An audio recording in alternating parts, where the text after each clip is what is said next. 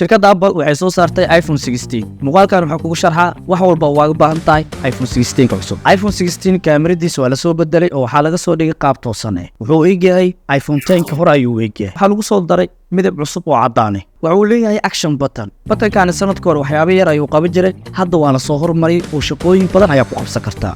Waxaa lagu soo kordhiyay button cusub oo loo yaqaan camera control button. Button-kan marka aad riixdid wuxuu kuu soo dhaweynaa sawirka. Waxaa ku suubi kartaa wax ka bedeli kartaa istaalka sawirka nooca uu yahay. Waxaa kaloo ku qabsan kartaa waxyaabo badan button-kan. iPhone 16 wuxuu leeyahay Apple Intelligence, laakiinse labadan arin ayuu ku xun yahay. Refresh rate-kiisa waa 60 Hz. Weli fiilada wuxuu isticmaalaa USB 2.0 ee charger-ka, mana lahan always on display.